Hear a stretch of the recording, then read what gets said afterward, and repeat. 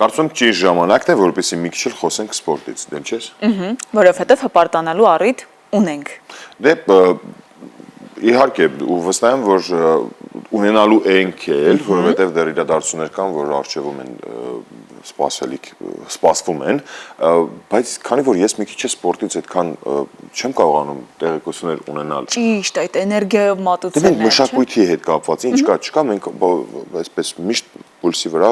փորձում ենք հետևել մի երևից, բայց սպորտը կան հատուկ մասնագետներ, որոնք որ նույն կերպ ոնց որ մենք մշակույթը, նրանք էլ սպորտի ամեն ինչը գիտեն, բոլորին գիտեն, ինչ է կատարվում, ինչ է սպասվում, ինչ կարելի է ենթադրել նույնիսկ, եւ մեր բախտել բերել այդ առումով, մենք էլ ենք ուրախ, որ այդ մարդկանցից մեկը հենց այս բանը մեր տաղավարում է։ Հենց այս հարցի շուրջ, որպեսզի մեզ բոլորիս օգնի եւ կարևոր տեղություններով թարմ կիսվի նաեւ ձեզ հերթատողներ։ Եվ այսպես տաղավարում է մեր գործընկեր Արմեն Գարամյանը։ Բարի լույս։ Բարի լույս Արմեն։ Ինչպե՞ս ես։ Լավ, դուք ինչպե՞ս եք։ Շատ շնորհակալություն։ Ինչ կա չկա սպորտում։ Ընդհանուր աշխարհում։ Աշխարհում։ Ինչ-որ հեղափոխական մի բան եմ էլի ուզում տոնցել։ Չգիտեմ, օրինակ մարզիկները բարձրանան դիեզերք։ Աշխարհի առաջնությունը Հայաստանում անցկացվում։ Հա։ Թվում է շատերը աշխարհի առաջնությունը Հայաստանում անցկացվում, թվում է շատերը լսելիս կզարմանան, բայց 4-րդ դիվիզիոնի աշխարհի առաջնությունն է ու այնտեղ եթե նոր ես կազմավորել հավաքականը, այնտեղից է սկսում։ Հետո երկրորդ, այսպես գալիս է 4-ի A-ի ենթախումբ, հետո 3-րդի ենթախմբեր, երկրորդ ու հետո նոր առաջին։ Մեր հավաքականը որքան էլ լավ էր սկսել, 3 շատ ցավալի պարտություն գրեց, 0-4 հաշվով խաղի ընթացքում Քուվեյթին էր պարտվում։ Քուվեյթն էլ դե ասեմ, որ չեխերով է խաղում, կարողացել են համոզել միջազգային ֆեդերացիային, որ իրենք առաջնություն ունեն, չեխերը այնտեղ խաղում են եւ իրենք հավաքական են կազմավորել։ Իսկ այնտեղ կներես պարտադիր չի այդ երկրի քաղաքացի լինելը։ Ազգությունը մի կողմ քաղաքացիություն տվել են, որովհետեւ առանց տալու հնարավոր չէ։ Մենք 2010 թվականին նման փորձ ունեցանք Երևանում, երբ անցկացվեց դարձյալ 4-րդ դիվիզիոնի աշխարհի առաջնությունը, հետո որակազրկվեց Հայաստանի հավաքականը, որովհետեւ այդպիսի խնդիր կար։ 15 տարի անց նորից վերակազմավորվեց մեր հավաքականը ու նոր արդեն Հայաստանի Հանրապետության քաղաքացիներով։ Այսինքն դա օրենք է, որ անպայման եթե դու հավաքականում ես խաղում, պետք է այդ երկրի քաղաքացիությունի մասին է խոսքը։ Տարբեր են կանոնները, օրինակ ֆուտբոլում Հայաստանի առաջնություն, եթե Հայաստանի հավաքականը հրավիրվում ֆուտբոլիստ օտարերկրացի, 5 անընդմեջ մրցաշրջան պետք է անցկացնի Հայաստանում, այլ տարբերակ չկա։ Ոչ մի կերպ հնարավոր չէ նատուրալիզացնել արդեն այդ ֆուտբոլիստին։ Օրինակ մենք ունենք Յուսուֆ Օտուբան Ջափյոնիկուն, որը 5 տարի անընդմեջ խաղում է եւ եթե ուզեն նրանք կարող են այս բանին հրավիրել Հայաստանի Հանրապետության։ Եվ նա չունի Հայաստանի Հանրապետության քաղաքացիություն։ Պետք է ստանա, բայց ստանալու ազնագիրը կարճ ասած պարտադիր է։ Հասկացա։ 4-0-4 պարտվում ենք ու այնպես էր որ ամբողջ խաղի ընթացքում մեր հավաքականն էր գրոհում Քուվեյթը ուղղակի պաշտպանվում էր, դարպասապահ շատ լավ խաղ անցկացրեց նրանց 4-5 գրոհ անցկացին, մեզ 4 հատ գոլ խփեցին, մենք 100-ից ավելի գրոհ անցկացրինք, կարողացանք 4-4 դարձնել հաշիվը, այնտեղ գնաց overtime եւ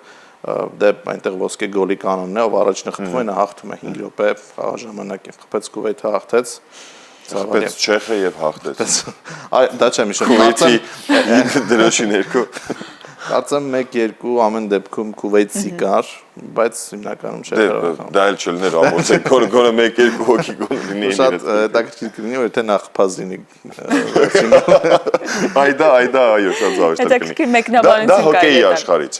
Ծանրամարտից ինչ ունենք։ Հետաքրքիր նորություն, ես ուզում եմ ծանրամարտի մասին վերջին խոսել, որովհետև շատ ավելի, չեմ ուզում ասել շատ ավելի արժեքավոր, բայց հայ մարզասերին, ֆուտբոլասերին հուզող այսպես Հենրիխ Մխիթարյանը 3-րդ անգամ դուրս եկավ Չեմպիոնների լիգայի կիսաեզրափակիչ, Մյունխենի Բավարիային 4-րդ եզրափակում 2 խաղի արդյունքում հաղթեցին ներաձուրիները ու Հենոն գուցե կարիերայի ավարտին հնարավորություն ունենա Չեմպիոնների լիգայի գավաթը գլխավերևում պահել, որովհետև Եվրոպա լիգայում հաղթել է, Կոնֆերենցիաների լիգայում հաղթել է, բայց Չեմպիոնների լիգայում մենակ Չեմպիոնների լիգայի գավաթը ամենահեղինակավոր մրցաշարում դեռ չի հաղթել, մեկ անգամ պարտվեցին Սիթիին եզրափակում։ Ինզագի հետ վերջերս էլ, չէ՞։ Ասուլիս տվեց Մխիթարյանը եւ ասաց, որ հնարավոր է սա նրա վերջին մրցաշրջանն է, այսինքն հնարավոր է մենք Հենոյի խաղը 1-2 ամիս եւս վայելենք ու նրան այլևս չտեսնենք ֆուտբոլիստի մարզաշապիկով, դրա համար այդ տեսանկյունից մեզ համար շատ կարեւոր է որ Հենոն հաղթի Չեմպիոնների լիգայում, բայց ասած նաեւ լինելու ֆինալը 2 ամսից, 1.5 ամսից, բայց դեռ կա կիսաեզրափակիչ, իսկ այնտեղ Ինտերի մրցակիցը Բարսելոնան է։ Վասիլյան, որը ֆանտաստիկ մարզարիչ մյուս զույգը ովքեր են։ Արսենալն է, որը Ռեալին հաղթեց, ես ամբողջ գիշեր չքնեցի։ Որտեվ Ռեալը պարտվեց։ Առաջին խաղում 0-3 պարտվել էր, երկրորդ խաղում էլ 1-2 պարտվեց, մենք սպասում ենք ռեմոնտադա Ռեալի կողմից, բայց փաստորեն հրաշքները միշտ չէ որ իրականանում են։ Բայց դե հրաշք չէր Ռեալի համար, կարծում եմ, որ Արսենալին հաղթահարել։ Դե 0-3-ից հետո վերադառնալը 0-3-ից հետո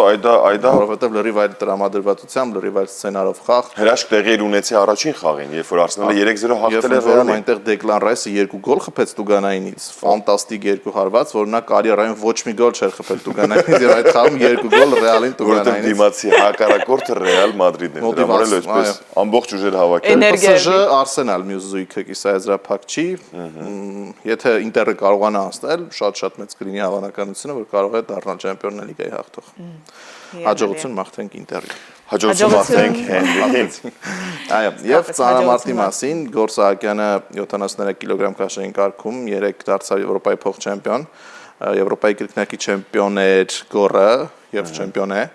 բայց 67 կիլոգրամ քաշային կարգում նա շատ լավ սկսեց սպոկում վարժությունը երկու անընդմեջ հաջող մոտեցում, բայց այնտեղ ուժեղ մրցակից ուներ նա հարևան երկրից եւ հրում վարժությունում պարտվեց նրան հարևան երկիրը Իրանն է։ Թուրքիայից։ Թուրքիա։ Այո։ Եվ երկամարտում պարտվեց Գորը, սա Գորի համար նոր քաշային կարգ է, նա նոր է տեղափոխվել, նոր ասելով մոտավորապես 1 տարի, բայց առաջին անգամ է Եվրոպայի առաջնության այս քաշային կարգում մասնակցում։ Սպոկում վարժությունում բրոնզե մեդալ նվաճեց, հրումում եւս բրոնզե մեդալ, բայց երկամարտում արծաթե մեդալ։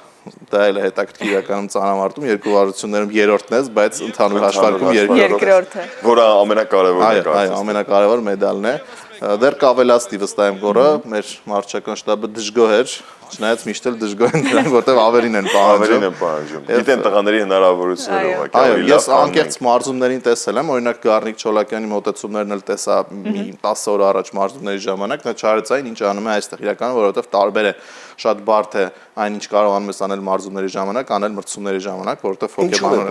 հոգեբանորեն, երբ որ ամբողջ Եվրոպան առնվազն քեզ է նայում, ծանրամարտի սիրահարները եւ պատասխանատվություն կա, ուղղակի,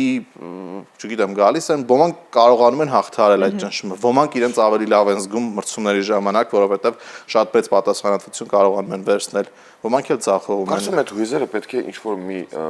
հնարքի շնորհիվ անջատել։ Դե երբեմն չի ստացվում։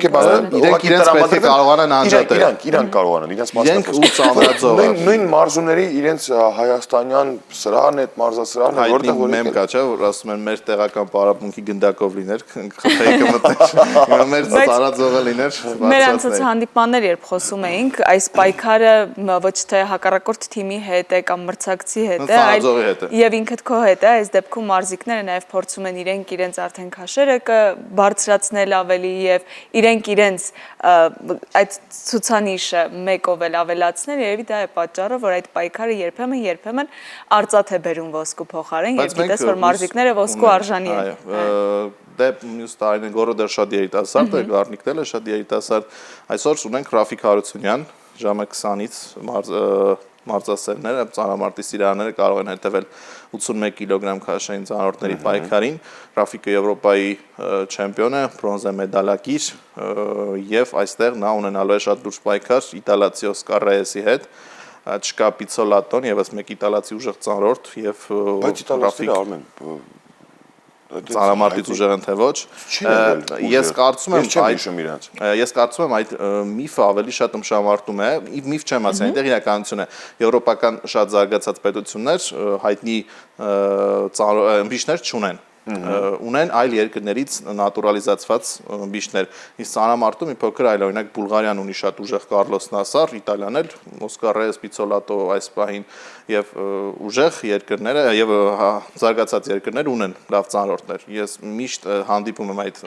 հարցադրմանը, բայց արդյոք այդ երկրներն ունեն, այո, ծանրամարտում ունեն, բայց ըմբշամարտում ոչ, մի փոքր այլ է, որովհետեւ հայ մարզասերը շատ է սիրում ծանրամարտ ըմբշամարտ եւ շատ հաճախ խառնում է ոչ թե մարզաձևերը, այլ մարզիկներին հենց այդ մարզաձևերի, այնպես որ ունեն վստահ եմ։ Դե ինչ, մեր մարզիկին Ռաֆիկին մենք մաղթում ենք հաջողություն, որպեսզի այսօր համ այն երկու փոքր ոսկիները, համ էլ մեծ ընդհանուր հաշվով։ Գոնե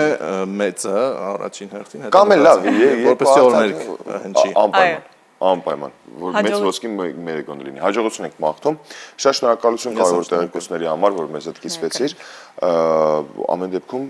ես կսպասենք կրկին քեզ մեր եթերում։ Ինչքան կարևոր տեղեկություններ եկավ, միանգամից շատ պրոֆեսիոնալ, արագ։ Շատ լակոնիկ ներկայացրեց ամեն ինչ։ Շնորհակալություն քեզ,